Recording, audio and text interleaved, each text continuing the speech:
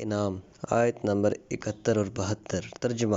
تم کہہ دو کیا ہم خدا کے سوا کسی اور چیز کو پکاریں کہ جو نہ ہمارے لیے کوئی فائدہ دینے والی ہے اور نہ ہی کوئی نقصان پہنچانے والی، اور اس طرح سے ہم پیچھے کی طرف پلٹ جائیں جبکہ خدا نے ہمیں ہدایت کر دی ہے، اس شخص کی مانند کہ جسے شیاطین کے وسوسوں نے گمراہ کر دیا ہو اور وہ زمین میں حیران ہو، حالانکہ اس کے ایسے یار و مددگار بھی ہیں کہ جو اسے ہدایت کی طرف بلاتے ہیں اور یہ کہتے ہیں کہ ہماری طرف آؤ۔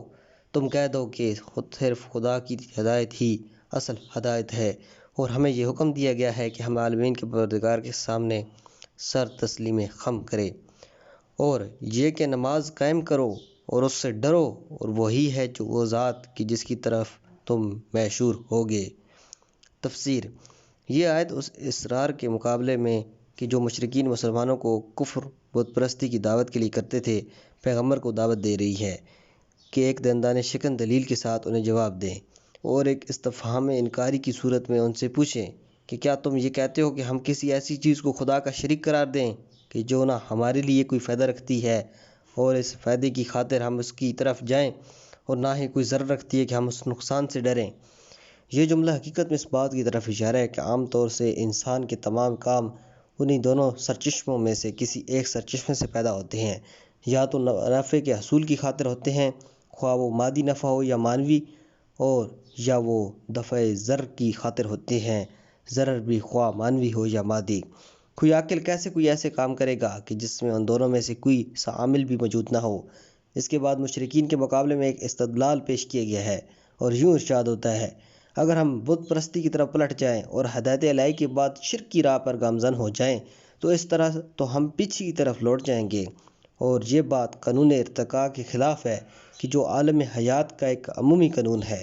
اس کے بعد ایک مثال کے ذریعے اس مطلب کو اور زیادہ واضح اور روشن کیا گیا ہے، اور قرآن یوں کہتا ہے: توحید سے شرک کی طرف بازگشت مثل اس کی ہے کہ کوئی شیطانی وسوسوں سے یا غلہائے بیابانی سے کہ جو جاہلیت کے عربوں کے خیال کے مطابق راستوں پر گھات لگا کر بیٹھے ہوا کرتے تھے اور مسافروں کو ان کی راہ سے بے راہ کر دیا کرتے تھے، اور رائے مقصد گم کر دے اور بیابان میں حیران و سرگرداں رہ گیا ہو،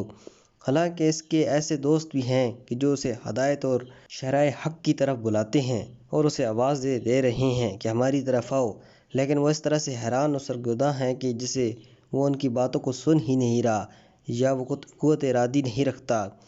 اور آیت کے آخر میں پیغمبر کو حکم دیا گیا کہ تم صراط کے ساتھ یہ کہہ دو کہ ہدایت صرف خدا کی ہدایت ہے، اور ہمیں یہ حکم دیا گیا کہ ہم صرف عالمین کے پروردگار کے سامنے سر تسلیم خم کریں۔ یہ جملہ حقیقت میں مشرکین کے مذہب کی نفی پر ایک اور دلیل ہے،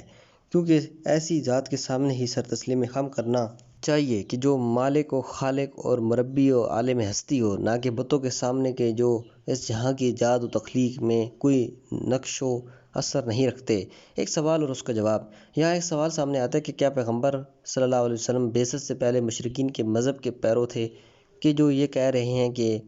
کیا ہم سابقہ حالت کی طرف پلٹ جائیں؟ حالانکہ ہمیں معلوم ہے کہ آپ صلی اللہ علیہ وسلم نے کبھی بھی بت کے سامنے سجدہ نہیں کیا، اور کسی بھی تاریخ میں اس قسم کی کوئی چیز لکھی نہیں ہے۔ پھر اصولی طور پر مقام نسبت پر بھی ایسے کسی امر کی اجازت نہیں دیتا۔ یہ لفظ حقیقت میں مسلمانوں کی ایک جماعت کی زبان کی ادا ہوا ہے، نہ کہ ذات پیغمبر کی زبان سے، اس لیے جمع کے صیغے اور ضمیروں کے ساتھ ادا ہوا ہے۔ بعد والی آیت میں دعوت الہی کے بعد عائد ہونے والے فرائض کی یوں تشریح کی گئی ہے کہ ہم نے توحید کے علاوہ یہ حکم دیا ہے کہ نماز قائم کرو اور زکوٰۃ ادا کرو، اور آخر میں مسئلہ معاد و قیامت کی طرف توجہ کرواتے ہوئے اور یہ کہ تمہارا حشر و نشر اور بازگشت خدا کی طرف ہے، اور اس بحث کو ختم کر دیا گیا ہے۔ حقیقت میں ان چند مختصر جملوں میں وہ پروگرام کہ جس کی طرف پیغمبر دعوت دیا کرتے تھے اور جس کا سرچشمہ عقل و فرمان خدا تھا، 4 اصولوں کے پروگرام کی صورت میں کہ جس کا آغاز توحید اور انجام معاد و قیامت تھا، اور اس کا درمیانی مراحل خدائی رشتوں کو محکم کرنا اور ہر گناہ سے پرہیز کرنا تھا، پیش کیا گیا ہے۔ والسلام علیکم ورحمۃ اللہ۔